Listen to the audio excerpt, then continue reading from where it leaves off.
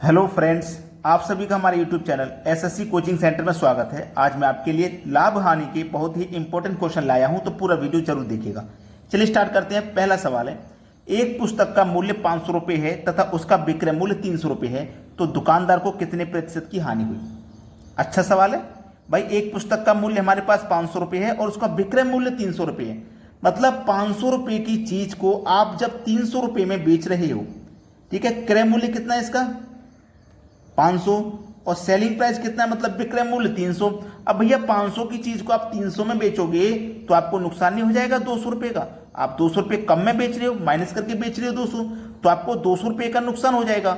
अब चाहे नुकसान हो चाहे फायदा, हमेशा कॉस्ट प्राइस पर निकलता है। तो कॉस्ट प्राइस आपका कितना है 500 रुपया, और प्रतिशत के लिए आप क्या करेंगे 100 से मल्टीप्लाई कटा दीजिए। देखिएगा 2 जीरो से सीधे सीधे मैं ये 2 जीरो कटाऊंगा, 5 से 100 को कटाऊंगा 20 बार में, और 20 का गुना 2 से हो जाएगा, तो ये कितना हो जाएगा 40%।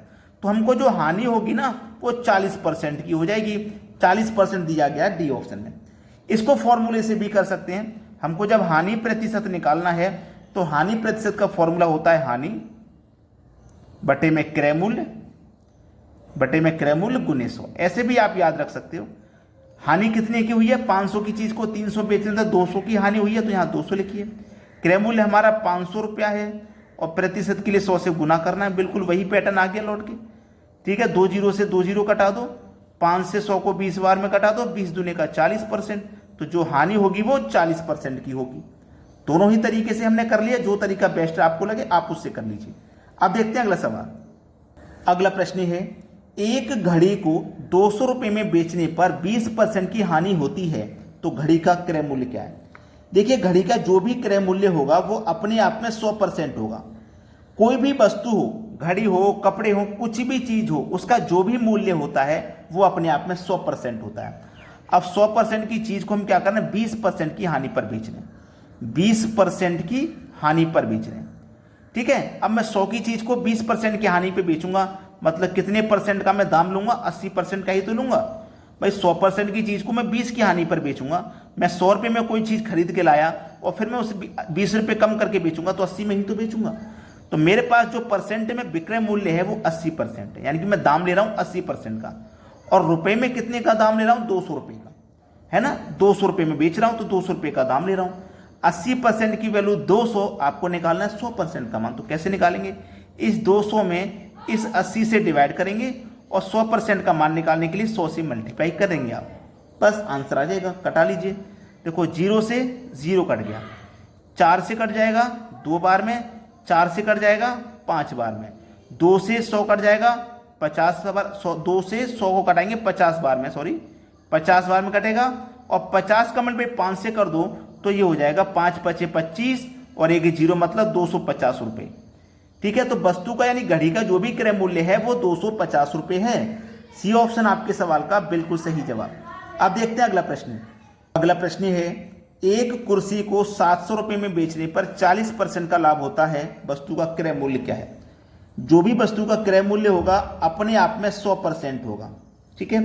अब 100% की चीज को हम क्या कर रहे हैं 40% के लाभ पे बेच रहे हैं, 40% के लाभ पे बेच रहे हैं, ठीक है। 40% का लाभ, तो 40% का लाभ का मतलब क्या है कि 100 रुपये की मैं कोई चीज खरीद के लाया, उस पर 40 रुपये कमाऊंगा, तो उसको मैं 140 में बेचूंगा ना, तभी तो 40% का लाभ होगा भाई। 100 रुपये की खरीद के लाया, उसे 40 रुपये ज्यादा बेचूंगा, मतलब 140 में बेचूंगा। तो हम 100 की चीज को 140 में बेचेंगे, तभी तो हमें 40% का फायदा होगा। तो हमारा विक्रय मूल्य कितना है 140, कितने में बेच रहे हैं 140% में, और रुपए में बेच रहे हैं हम 700 रुपये में बेच रहे हैं। तो 140% की वैल्यू 700 रुपये है, हमें निकालना है 100% का मान। तो कैसे निकालेंगे, 700 में 140 से हम डिवाइड देंगे और 100% का मान निकालने के लिए 100 से मल्टीप्लाई। तो 0 से 0 कटेगा, 14 पंजे 70 कटेगा, और 5 का मल्टीप्लाई 100 में करेंगे, आपका क्रय मूल्य निकल के आ जाएगा 500 रुपये, ठीक है। बी ऑप्शन सवाल का बिल्कुल सही जवाब। अब देखते हैं अगला क्वेश्चन। अगला प्रश्न है, एक साइकिल को 800 रुपये में बेचने पर 20% की हानि होती है, वह इसे किस मूल्य पर बेचे कि उसे 20% का लाभ हो जाए। यह सवाल थोड़ा अच्छा है। कोई भी चीज है उसकी वैल्यू अपने आप में 100% होती है, ये बात आपको अच्छे से मालूम है। मैं उसको क्या कर रहा हूं 20% की हानि पर बेच रहा हूं। 100 की चीज को मैं 20 की हानि पर बेचूंगा, तो कितने का दाम लूंगा, आपको अच्छे से पता है, मैं दाम लूंगा 80% का, है ना, 80% का मैं दाम लूंगा। तो मैं 80% का देखो दाम ले रहा हूं और रुपए में कितने का दाम ले रहा हूं, 800 रुपये का, यानी कि 80% की वैल्यू मेरी 800 रुपये है। तो 100% का मान निकालने के लिए हम क्या करते हैं, इस 800 में इस 80 से हम डिवाइड कर देंगे और 100% का मान निकालने के लिए 100 से मल्टीप्लाई कर देंगे, तो ये मेरा क्रय मूल्य निकल के आ जाएगा।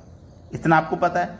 लेकिन उसने क्या बोला है कि फिर इसे किस मूल्य पर बेचे कि 20% का लाभ हो जाए। तो ये तो मेरा 100% है, अब मुझे 20% का लाभ चाहिए, तो 100 की चीज को 120 में बेचूंगा। तो मैं इस 100% की चीज को 120 में यहीं पे बेच देता हूं, 120 में बेचूंगा, परसेंट का मतलब बटे में 100।